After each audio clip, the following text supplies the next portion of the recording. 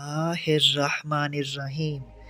मोहतशम नाजरीन व सामीन, अस्सलामुअलैकुम वरहमतुल्लाहि वबरकातुहू। नाजरीन कराम, एवरी वीक आप हमारे चैनल पर तफसीरुल कुरान सुनते हैं।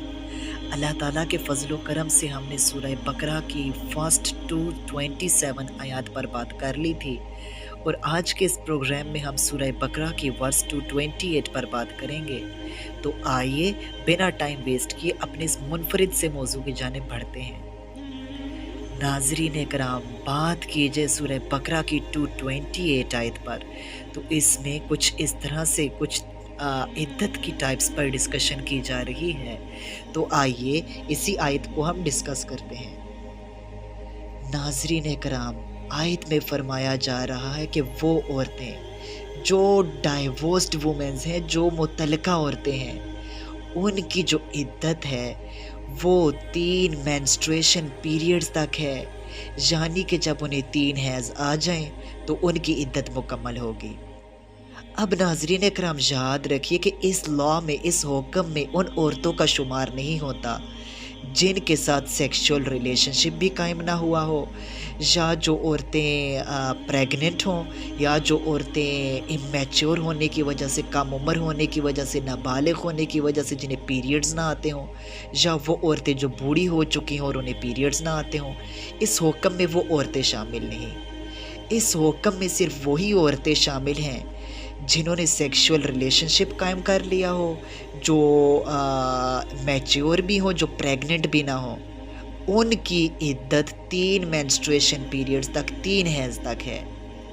इसके अलावा हमने दीगर औरतों के हवाले से बात की, तो उनकी इद्दत भी मुलाहिज़ा फरमाइए। नाज़रीन कराम, अगर औरत प्रेग्नेंट है, वो प्रेग्नेंट वुमेन है, तो इस सूरत में जो उसकी इद्दत होगी वो डिलीवरी के टाइम तक, वो वज़ाए हमल तक होगी। यानी कि फॉर एग्ज़ाम्पल, अगर उसके बच्चा पैदा होने में, बच्चे की पैदाइश में 9 मंथ बाकी हैं, 9 मंथ्स बाकी हैं, तो उसकी इद्दत 9 मंथ की। अगर उसके बच्चा पैदा होने में 1 माह रह गया है, 2 महीने रह गए हैं, 4 दिन रह गए हैं, 5 दिन रह गए हैं, तो जब बच्चा पैदा होगा उसकी इद्दत ख़त्म हो जाएगी। इसके अलावा नाज़रीन इकराम, वो औरत जिसने सेक्सुअल रिलेशनशिप कायम ना किया हो, तो उसकी इद्दत है ही कोई नहीं। इसके अलावा नाज़रीन इकराम, वो औरत जो कम उम्र है, इमैच्योर है, नाबालिगा है, उसकी शादी हो चुकी है लेकिन उसे पीरियड्स आना स्टार्ट नहीं हुए, या इसके अलावा वो औरत जो बुढ़ापे में पहुंच चुकी है और उसे पीरियड्स नहीं आते, तो वो दोनों डाइवोर्स्ड हो चुकी हैं। इस सूरत हाल में जो दोनों की इद्दत होगी वो 3-3 मंथ्स होगी।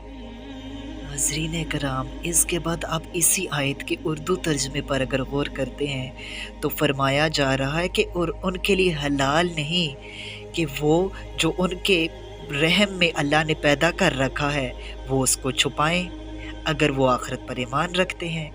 नाज़रीन कराम, अब इससे मुराद ये है कि औरत के लिए ये जायज़ नहीं कि वो ड्यूरिंग द इद्दा ऑफ डाइवोर्स, वो इद्दत के दौरान अपने जो पीरियड्स का टाइम स्पेन है, या इसके अलावा जो उसकी प्रेगनेंसी है, इन दोनों चीज़ों को छुपाना जायज़ नहीं।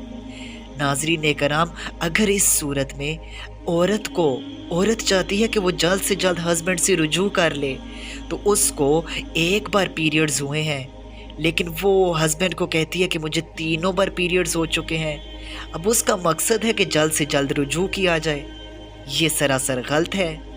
इसके अलावा जो औरत ये कहती हो कि मैंने शोहर से रुजू ना करना चाहती हो, तो वो भी अपने पीरियड्स के हवाले से गलत बता दे, अपने पीरियड्स को ज़्यादा करके बता दे कि हुए कम बार हैं या ज़्यादा बार हैं, तो वो जो टाइम है वो गलत बता दे कि अभी मेरे इतने पीरियड्स हो चुके हैं या अभी इतने पीरियड्स हो चुके हैं।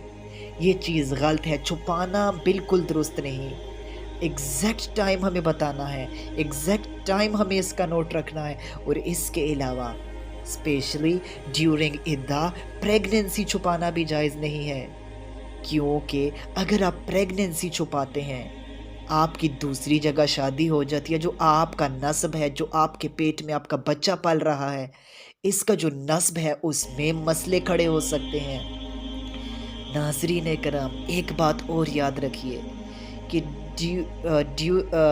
शोहर को ड्यूरिंग इद्दा رجوع کرنے کا عدت کے دوران پورا پورا حق حاصل ہے، اور اس میں جو عورت کے ولی ہیں ان کو بھی اس راہ میں رکاوٹ ڈالنے کی کوئی اجازت نہیں۔